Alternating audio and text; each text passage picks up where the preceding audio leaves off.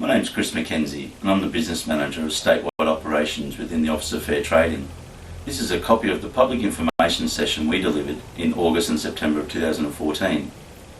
Thank you for your time to watch the presentation about the changes resulting from the repeal of the Property Agents and Motor Dealers Act and its replacement with the Property Occupations Act, the Motor Dealers and Chattel Auctioneers Act, the Debt Collectors Act and the Agent Financial Administration Act. We appreciate that you're all very busy people and appreciate your investment in time to learn of these changes and how they impact on your business operations. Under the new Act, the number of approved forms have been reduced and simplified to make them easier to use.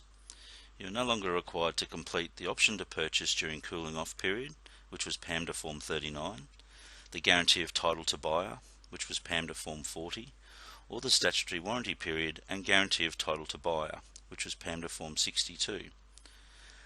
A single Motor Dealers and Chattel Auctioneers form replaces PAMDA Form 34, which is the appointment of a motor dealer to sell a motor vehicle on consignment, and PAMDA Form 24A, appointment to act as an auctioneer. We anticipate the new forms will be released a couple of weeks before the Act commences. We do not have a specific date, but expect it to be later this year. Please check the Office of Fair Trading's website and follow us on Facebook and Twitter for updates. Our details will be shown on the last slide of this presentation. Consultation with key stakeholders has been undertaken to test the usability of the forms as the forms are new. This has provided us with feedback on what aspects of the forms could be changed to improve functionality. Under the new Act, the appointment forms have been reduced and simplified. The forms will be easier for you and your clients to use. You will no longer need to nominate an end date when you enter a continuing appointment. You may continue this arrangement indefinitely. An appointment may be terminated by giving 30 days written notice or less if mutually agreed by both parties on an earlier end date. A written notice can include email, fax or letter.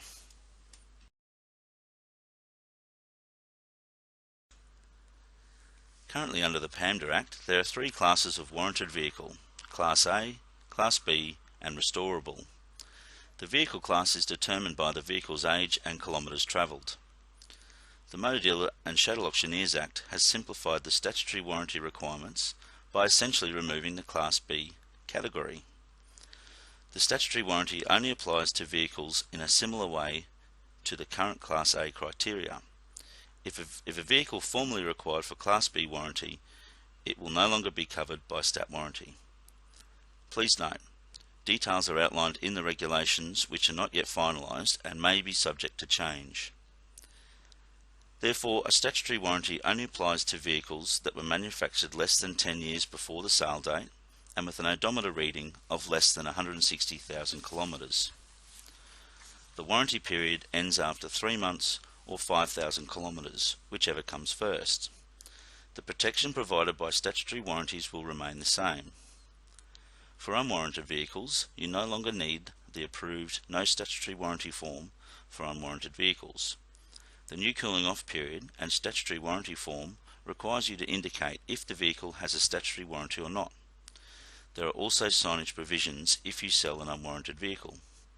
It should be remembered that consumer guarantee provisions under the Australian consumer law still apply regardless of the warranty provisions. An example, a radio and sunroof are excluded from statutory warranty but covered by the Australian consumer law consumer guarantees. Under the new Act, the definition of financier has changed. It now incorporates leasing arrangements.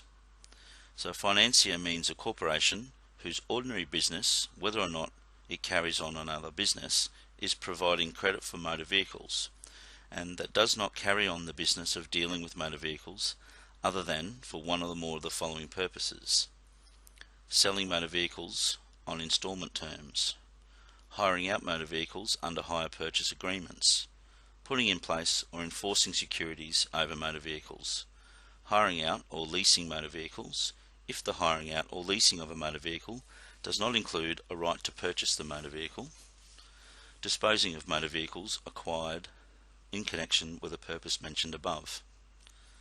Additional vehicle classes are now exempt from the meaning of motor vehicle. the meaning of a motor vehicle is a vehicle that moves on wheels and is propelled by a motor that forms part of the vehicle, whether or not the vehicle is capable of being operated or used in a normal way, or a caravan. However, a motor vehicle does not include any of the following: a hovercraft, a motorised golf buggy, a motorised mobility scooter, a motorised wheelchair, a trailer other than a caravan, a tractor or farm machinery, a vehicle designed for use exclusively in the mining industry, a vehicle designed for exclusively on the railway or tramway. The following exemptions come within the meanings of the Transport Operations Road Use Management Act 1995, commonly known as TORM. A motorised golf buggy means a motorised golf buggy. A motorised scooter, see the Transport Operations Road Use Management Act 1995, Schedule 4. A motorised wheelchair means a motorised wheelchair. For example, under TORM, the meaning of motorised contains vehicle capacity definitions including maximum power output of the motor or the combined maximum power output of the motors is not more than 200 watts, and when propelled only by the motor or motors, the scooter is not capable of going faster than 10 km an hour on level ground. A motorised mobility scooter that exceeds these capacities may still fall within the meaning of a motor vehicle under the Motor Dealers and Chattel Auctioneers Act. Under PAMDA, former sections 556 and 557, the legislation stated that it was an offence to tamper with an odometer to falsely represent the distance a vehicle had travelled. Under the new Act, the equivalent sections, section 223 and 224, have been amended to make it clear that tampering with an odometer includes replacing the odometer to falsely represent the distance travelled. For example, rather than winding back an odometer, a person who intended to engage in this type of fraudulent practice may simply replace an odometer with another odometer showing a much lower reading and not disclose that odometer replacement to an unsuspecting buyer. Example, replace an odometer with a reading of 200,000 kilometres with an odometer obtained from a motor wrecker with an odometer showing 100,000 kilometres. The Code of Conduct will no longer be effective on the repeal of PAMDA. Under the Motor Dealer and Chattel Auctioneers Act, there will not be a standalone Code of Conduct.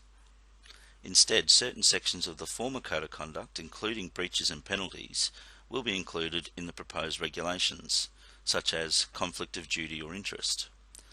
Other former Code of Conduct breaches may be dealt with through other legislation, such as the Australian Consumer Law.